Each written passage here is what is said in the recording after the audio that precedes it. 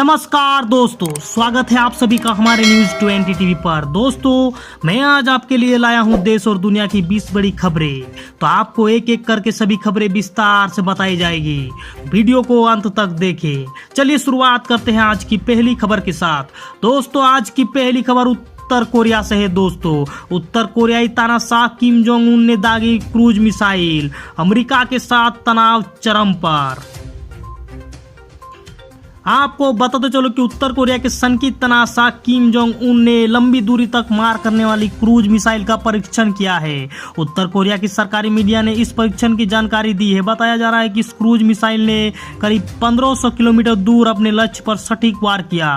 Korea ने इस missile को रणनीतिक हथियार करार देते हुए बेहद अहम करार दिया है। उधर मिसाइल टेस्ट के बाद उत्तर कोरिया और अमेरिका के बीच तनाव काफी बढ़ गया है। वहीं दूसरी खबर, गुजरात के नए सीएम का शपथ ग्रहण। भूपेंद्र पटेल की शपथ के साक्षी बने गृह मंत्री अमित शाह और योगी आदित्यनाथ समेत 5 राज्यों के मुख्यमंत्री। आपको बता दो चलो कि गुजरात के नए मुख्यमंत्री भूपेंद्र पटेल ने आज गांधीनगर में स्थित राजभवन में शपथ ली। उनके शपथ ग्रहण में गृह मंत्री अमित शाह समेत 5 राज्यों के मुख्यमंत्री मौजूद थे। पटेल ने गुजराती में शपथ ली हुए गुजरात के 17वें मुख्यमंत्री बने हैं। पटेल शाह की अगवानी करने हवाई अड्डे पर पहुंचे थे। इस दौरान गृह मंत्री ने उनका पीठ थपथपाया।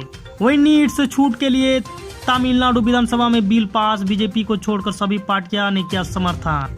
आपको बता चलो कि तमिलनाडु विधानसभा में सोमवार को मेडिकल प्रवेश परीक्षा नीट से छूट देने वाले विधेयक पास कर दिया गया है। इस विधेयक में राज्य के मेडिकल स्टूडेंट्स को national eligibility cum entrance test से स्थायी छूट देने के लिए राष्ट्रपति की सहमति मांगी गई। सदन में बीजेपी को छोड़कर अन्य सभी पार्टियों ने एक प्रस्ताव का समर्थन किया। इस विधेयक में 12वीं के मार्क्स से मेडिकल कोर्सेज में दाखिल हुए सुझाव भी दिया गया है। वही खबर यूपी से। दोस्तों, योगी आदित्यनाथ के अब्बाजान वाले बयान पर कांग्रेस ने बोला हमला। कहा, जब कोरोना से मर रहे थे लोग तब कहां थे भाईजान। आपको बताते चलो कि यूपी के सीएम योगी आदित्यनाथ के अब्बाजान वाले बयान पर विवाद थमने को नाम नहीं ले रहा है। विपक्षी दलों के नेता सीएम योगी पर इसको लेकर हमला बोल रहे हैं। सीएम योगी इस बयान पर कांग्रेस ने भी निशाना साधा है। कांग्रेस के प्रवक्ता गौरव वल्लभ ने भी सीएम योगी पर तंज कसते हुए सवाल पूछा है कि जब लोग कोरोना से मर रहे थे तो लोग तब कहां थे भाईजान। वहीं भारत के देसी टीके कोवैक्सीन को इस सप्ताह मिल सकती है WHO की मंजूरी। आपको बता चलो कि भारत की देसी वैक्सीन कोवैक्सीन को जल्द ही विश्व स्वास्थ्य संगठन की मंजूरी मिल सकती है। सूत्रों की मुताबिक माने तो इस सप्ताह WHO की ओर से हैदराबाद स्थित वैक्सीन निर्माता कंपनी भारत बायोटेक की कोवैक्सीन को मंजूरी मिल सकती है। बता दें कि पहले जून के महीने में WHO ने भारत बायोटेक के EOI यानी एक्सप्रेशन ऑफ इंटरेस्ट को स्वीकार किया था। वहीं सुप्रीम कोर्ट में जासूसी कांड पर केंद्र का हलफनामा दाखिल करने से इनकार। कांग्रेस नेता ने पूछा, मोदी जी कागज नहीं दिखाएंगे। आपको बता चलो कि केंद्र सोमवार को सुप्रीम कोर्ट को बताया कि कथित पेगासस जासूसी मामले में स्वतंत्र जांच की मांग वाली याचिकाओं पर वो विस्तृत हलफनामा दाखिल नहीं करना चाहता। केंद्र के इस रुख को देखते हुए कोर्ट ने कहा कि इस मुद्दे पर वह अंतरिम आदेश देगा। इस पर युवा कांग्रेस के राष्ट्रीय अध्यक्ष श्रीनिवास वीवी ने ट्वीट कर केंद्र सरकार को घेरा।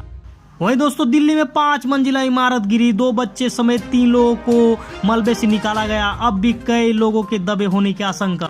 आपको बताते चलो कि दक्षिणी दिल्ली की आजादपुर सब्जी मंडी क्षेत्र में सोमवार को 5 मंजिला इमारत गिर गई। मलबे के नीचे दबे 2 बच्चे समेत 3 लोगों को निकाल लिया गया है। उन्होंने अस्पताल पहुंचाया गया। मलबे में अब भी कई लोगों के दबे होने की आशंका है। NDRF और स्थानीय प्रशासन की टीम रेस्क्यू ऑपरेशन चला रही है। वहीं यूपी चुनाव से खबर है। दोस्तों, प्रियंका गांधी के दूसरे दिन का कार्यक्रम अचानक रद्द। यूपी दौरा छोड़ लौट रही है दिल्ली। आपको बताते चलो कि कांग्रेस की राष्ट्रीय महासचिव और यूपी प्रभारी प्रियंका गांधी का रायबरेली दौरे के दूसरे दिन के सभी कार्यक्रम को अचानक रद्द कर दिया गया। वे सोमवार सुबह 7:30 बजे भुएमऊ गेस्ट हाउस से सीधे लखनऊ एयरपोर्ट के लिए रवाना हो गई। वे लखनऊ एयरपोर्ट से 9 बजे की फ्लाइट से दिल्ली लौटेगी। प्रियंका गांधी का कार्यक्रम इन किन्हीं 2 वजहों से हो सकता हुआ रद्द। वहीं कतर के विदेश मंत्री से नहीं मिले मुल्ला ब्रादर शेरू। तालिबान में बढ़ रहा है सत्ता संघर्ष।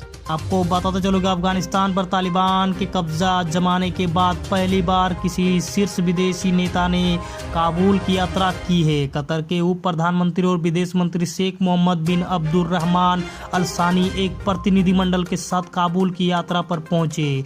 इस दौरान शेख मोहम्मद ने तालिबानी प्रधानमंत्री मुल्ला मोहम्मद हसन अंखुंद और गृह मंत्री सिराजुद्दीन हक्कानी समेत तमाम तालिबानी नेताओं से मुलाकात की। इस बैठक के दौरान कतर में मुख्य वार्ताकार रहे मुल्ला बरादर और उप विदेश मंत्री शेर मोहम्मद अब्बास इस्तनकजई दोनों ही नदारद थे। वहीं यूपी चुनाव 2022 दोस्तों, ओवैसी की पार्टी का ऐलान, मुख्तार अंसारी के खिलाफ उम्मीदवार नहीं उतारेगी AIM। आपको बताते चलो कि असदुद्दीन ओवैसी की पार्टी ऑल इंडिया मजलिस इत्तेहादुल मुस्लिमीन के प्रदेश अध्यक्ष शौकत अली ने रविवार को कहा कि मुख्तार अंसारी अगर चाहे तो पार्टी उनका स्वागत करेगी। अगर वह मऊ से निर्दल चुनाव भी लड़ते हैं तो पार्टी उनके समर्थन में रहेगी। AIM उनके खिलाफ उम्मीदवार नहीं खड़ा करेगी। वही कर्नाटक के पूर्व मंत्री का दावा, 2019 में बीजेपी ज्वाइन करने के लिए मिला था केस का ऑफर। आपको बताते चलो कि कर्नाटक में सत्तारूढ़ भारतीय जनता पार्टी को शर्मिंदगी का सामना करना पड़ रहा है। पूर्व मंत्री और कागड़वाड़ विधायक श्रीमंत पाटिल ने खुलासा किया है कि पार्टी ने उन्हें 2 साल पहले कांग्रेस से अलग होने के लिए नकद की पेशकश की थी। बताते चले कि पाटिल उन 16 विधायकों में शामिल थे। गुजरात CM बदलने पर हार्दिक का तंज, संघ के सर्वे में थी हार की आशंका, सुधांशु करने लगे कर्म जन्म की बात। आपको बताते चलो कि गुजरात में CM के बदलाव पर कांग्रेस के कार्यकारी अध्यक्ष हार्दिक पटेल ने कहा कि मुख्यमंत्री बदलने के पीछे बीजेपी और RSS का गुप्त सर्वे है। इस सर्वे में बीजेपी को हारता हुआ दिखाया गया है। वही पंजशीर नरसंहार पर घिरा पाकिस्तान तो भारत पर लगाया ISIS आतंकी कैंप चलाने का आरोप। आपको बताते चलो कि अफगानिस्तान में तालिबानी आतंकियों की खुलकर मदद करने और पंजशीर घाटी में नरसंहार के आरोपों से घिरे पाकिस्तान ने दुनिया का ध्यान भटकाने के लिए रविवार को एक और कुटिल चाल चली। पाकिस्तान ने आरोप लगाया कि भारत कश्मीर में चल रहे स्वतंत्रता के संघर्ष को बदनाम करने के लिए देश के अलग अलग हिस्सों में आतंकी शिविर चला रहा है। वहीं रो पड़ी घाटी, शहीद के अंतिम दर्शन करने के लिए उमड़ा जनसैलाब, परिवार के हालात ने सबको झकझोर दिया। आपको बता चलो कि श्रीनगर के खानियार इलाके में रविवार को आतंकी हमले में शहीद हुए सब इंस्पेक्टर अरशीद का शव कुपवाड़ा में उनके पैतृक घर पहुंचा। शहीद के अंतिम दर्शन के लिए जनसैलाब उमड़ा। परिवार के लोग बार बार एक ही सवाल कर रहे थे कि आखिर मेरे बेटे का कसूर क्या था। वही दोस्तों, इस तालिबानी आतंकी को भूत समझती थी US आर्मी, नाक के नीचे रहा फिर भी कुछ नहीं कर पाई। आपको बताते चलो कि अफगानिस्तान पर कब्जा कर चुके आतंकी संगठन तालिबान से जुड़ा एक नया खुलासा हुआ है। तालिबान के प्रवक्ता जबीउल्लाह मुजाहिद ने कहा कि वो सालों तक अमेरिका सेना और अफगान नेशनल फोर्स के नाक के नीचे रहा, लेकिन वो कभी भी उसे पकड़ नहीं पाए। वहीं तालिबान का दावा, अमरुल्लाह साले के घर से मिले 48 करोड़ रुपए और सोने की ईंटें। आपको बताते चलो कि दोस्तों, तालिबान ने एक बहुत ही बड़ा दावा किया है दोस्तों। उन्होंने कहा कि अमरुल्लाह साले के घर से हम लोगों को 48 करोड़ रुपए और सोने के ईंटें मिली है। वही भारत आ रहे ईरान के विदेश मंत्री, अफगानिस्तान में तालिबान पाकिस्तान गठजोड़ का असर तो नहीं। आपको बताते चलो कि दोस्तों, क्या ईरान से विदेश मंत्री, अफगानिस्तान में तालिबान पाकिस्तान का गठजोड़ का असर तो नहीं है। वही दोस्तों, तालिबान का फरमान, जिस क्लास में नहीं होंगे लड़के सिर्फ वहां पढ़ेगी लड़कियां। आपको बताते चलो कि अफगानिस्तान में पाकिस्तान के बढ़ते दखल और तालिबान के अत्याचारों को देखकर ईरान भड़का हुआ है। तालिबान पाकिस्तान गठजोड़ पर हाल ही में कड़े बयान देने के बाद ईरान अब भारत के साथ दोस्ती को मजबूत करने जा रहा है। ईरान के लिए भारत के महत्व का अंदाजा इसी बात से लगाया सकता है कि नवनियुक्त विदेश मंत्री हुसैन आमिर अब्दुल्लाहियान शपथ ग्रहण के अगले महीने ही भारत दौरे पर आ रहे हैं। वहीं रूस में रनवे से 4 किलोमीटर दूर विमान की क्रैश लैंडिंग, पायलट की सूझबूझ से यात्रियों की बची जान। आपको बताते चलो कि रूस में 16 यात्रियों को लेकर उड़ान भर रही एक यात्री विमान को रनवे से 4 किलोमीटर दूर क्रैश लैंडिंग करनी पड़ी। आपातकालीन सेवाओं ने बताया कि दुर्घटना के समय यह विमान इरुत्स्क में कांचनस्काय जा रहा था। बताया जा रहा है कि लैंडिंग के कुछ देर पहले विमान में आग लग गई। इस कारण पायलट को रनवे से 4 किलोमीटर दूर एक सुनसान जगह पर विमान की आपातकालीन लैंडिंग करनी पड़ी। दोस्तों, आज के लिए बस इतना है दोस्तों। अगर हमारी वीडियो आपको पसंद आए तो वीडियो को लाइक करें, शेयर करें, सब्सक्राइब करें दोस्तों। और इस तरह का डेली न्यूज अपडेट पाने के लिए बेल आइकन को दबाना ना भूलें। नमस्कार, आदाब, सत श्री अकाल, जय हिंद, जय भारत।